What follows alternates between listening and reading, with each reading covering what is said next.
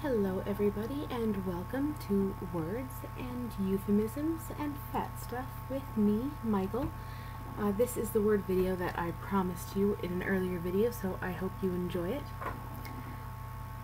There are so many words that we use to describe fat people, and I think that when we use them, we don't really think about what the word means or where it comes from, and we think more about the feeling that it invokes, whether that's a really negative, hurtful, insulting feeling, whether it's meant to be polite, which can be extremely damaging on its own, or in our culture, the somewhat rare case that it's actually positive and complimentary. But I think it's really important that we think about the meaning behind those words, where those words came from, and how they can actually affect us. Because I think the words themselves have an effect on us that we don't necessarily think about. These words can be organized in a couple of different ways, but I think probably the most meaningful way would be to organize them into the way they make us feel. So there are negative words, there are polite euphemisms that we use to avoid calling somebody fat. There are positive words, of course, that we might use to describe someone who we think is fat in an attractive way. And then, of course, there are misnomers, which are usually words that we use as euphemisms. But they don't really mean fat at all. I think probably a more effective way, though, to group them would be by what they actually mean. So there are words that refer to a person's weight, there are words that refer to how much size they take up, or how much space they take up, their size, and then, of course, there are words that refer to the shape of their body, and those are the ones that don't really refer to their bigness at all, and they're sort of misused words.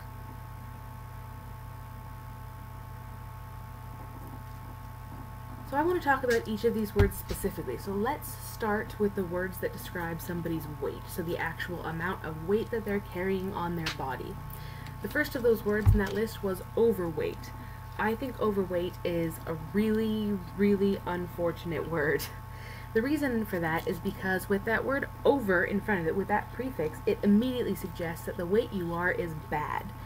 And the problem is that there's no direct line, there's no point on the scale at which you become too big, and focusing on the number on the scale I think is bad in its own way. I think over fat would probably be a better word, because there is a point at which the amount of fat that you're carrying on your body and where that fat is can be really harmful for your health, but there's not really a point on the scale where that happens for every person. The next words I want to talk about can be grouped together really beautifully, and those words are hefty, husky, and heavy-set. To me, these words sound kind of adorable. They mean fat, we mean them to mean fat, but really it sounds to me like you would describe like a fat puppy as husky or hefty, sort of like what you would use to describe a teddy bear. And for me, using words that are kind of adorable, it really sort of smacks of the neutralization of the sexuality of fat people in our culture. Because hefty and husky, they just don't sound, they can't really be sexy words at all. They're just kind of cute.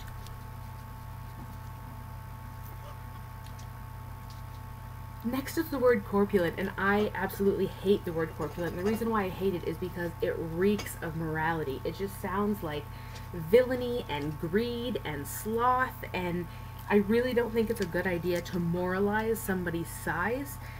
Although that is something that we do consistently in our pop culture, of course. The next word is Rubenesque. A lot of fat women really love the word Rubenesque because it sounds beautiful and classic, but I don't think it's a good word at all. And the reason for the reason women love it is because there was a painter who really loved fat chicks, and he painted fat chicks, and everybody referred to women who looked like the women in his paintings as Rubenesque. But I don't think some dude who can paint, who likes fat chicks, gives fat women any more value. Fat women had value on their own, and them being liked by a guy who can paint doesn't increase that value.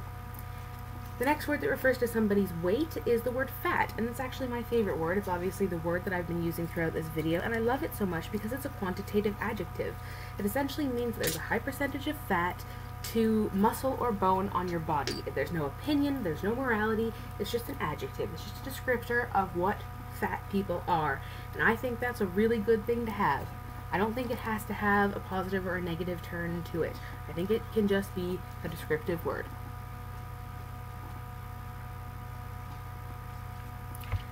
Now let's talk about the words that refer to somebody's shape. For me, this was probably the most interesting part of this process, because the words that describe somebody's shape fall really neatly, almost split in half into two categories. Negative words like chunky, portly, chubby, and stocky, and positive words like curvy, zaftig, plump, thick, and soft. Obviously, the negative words describe a woman who might be more apple or even ruler or spoon shaped. The positive words describe a woman who is more hourglass or pear shaped. And that is a huge problem. It actually illustrates really beautifully a really big problem that we have in the body positive community, because it suggests that fatness is acceptable on women of a certain body shape or a certain body type, but not on women of another body type. And why do we say this? Why do we feel this way? Of course, because in our culture, the primary function of a woman, her most important function, is as an object to be looked at.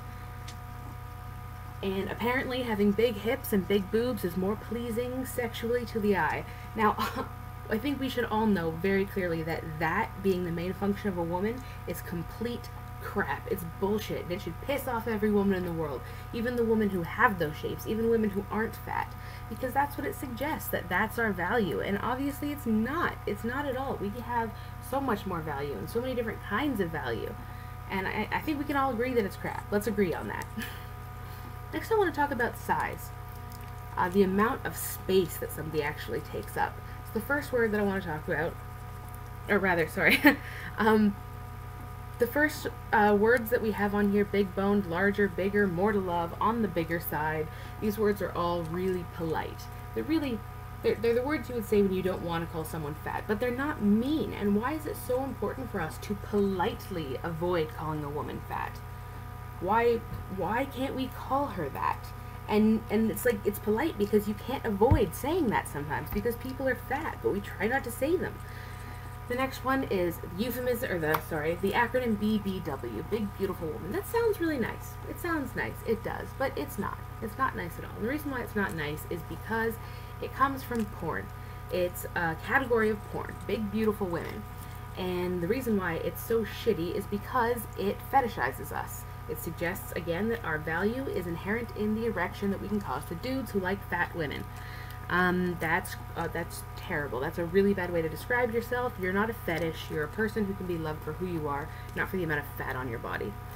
We have full-figured next, which I think is a really, really nice word. For some reason, a lot of people are not a fan of it, and I'm not sure why. I think we should use it more often because it just sounds nice. It sounds like a woman who's full, who's prosperous. It's just, I think it sounds beautiful. Beautiful word. I like it. There's a theory about the fact that women who are so small are really a big deal right now. And the theory suggests that the more power women have, the smaller the ideal body type is. And if you look throughout history, in the 1890s, the ideal body type was a fairly large woman. Round was often used as a sexy term, but really constricted with a corset. In the 1920s, when women were starting to really express their power and their sexuality, the ideal became so skinny. In the 50s, when women were safely contained in the home, we had the very curvy Marilyn Monroes of the world. So beautiful, right? In the 70s, Twiggy was back, and what was happening in the 70s? Women were once again expressing their sexual power, and then skinniness. And then in the 90s to present, it's women who were really skinny but have these huge fake boobs and bums. And right now the trend is going down, so far down that it's actually killing women. Women who are trying to be the ideal are dying to get to it. But in the last couple of years, people are realizing that the ideal can be in so many different ways. You can be so many different things and still have a stunning body. And it's sort of bringing up the question that maybe, just maybe, we could entertain the idea that possibly it's not all about being one thing. That maybe there are no ideals. Maybe there is beauty in everyone. Maybe there's someone to appreciate beauty that everyone has. Maybe beauty doesn't have to be a fact. Maybe we don't need to all agree upon one kind of beauty.